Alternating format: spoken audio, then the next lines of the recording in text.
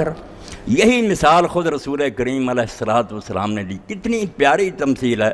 مسئلہ آپ نے واضح کیا. اسی لیے مولانا مودودی رحمۃ اللہ علیہ کا ہم نے پڑھا کہ اب جو شخص کہتا ہے کہ حضور کے بعد بھی نبی آ سکتا ہے، اس کی کوئی بات نہیں سنی جاتی. وہ کافر ہی ہونا چاہتا ہے. آپ نے سمجھانے میں کوئی کسر نہیں چھوڑی. اور آپ دیکھیں گے کہ یہ مسئلہ جو ہے کہ میرے بعد نبی نہیں، اس کے لیے 200 سے زیادہ حدیثیں جو ختم النبوت حدیث میں مولانا مفتی محمد شفیع رحمۃ اللہ علیہ نے اکٹھی کر دی.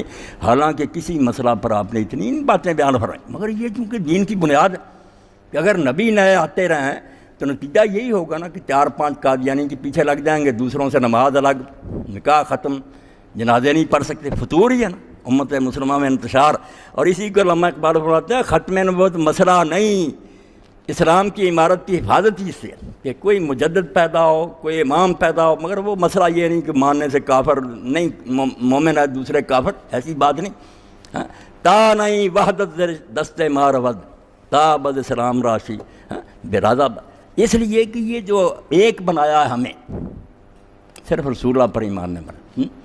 تا نہیں وحدت دست مارود ہستی ماں بابد ہم نمشار. اس لیے کہ یہ امت ہمیشہ ایک رہے اور قیامت تک ایک رہے.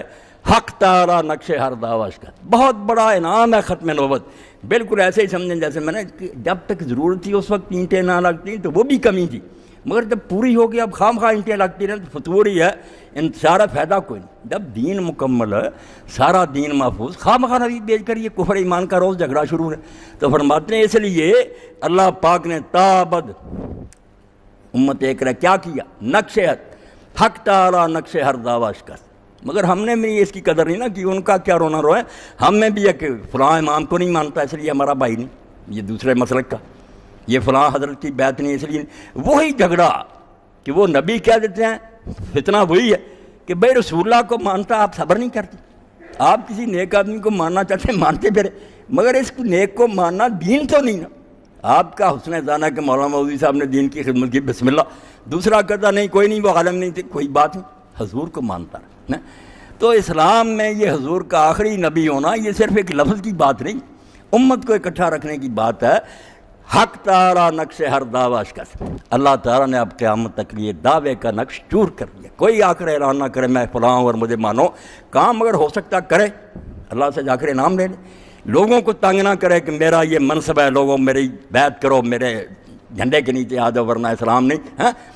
ایسی کوئی بات نہیں. حق تعالی نقش ہر دعوی شکست تابد اسلام را شیرازہ.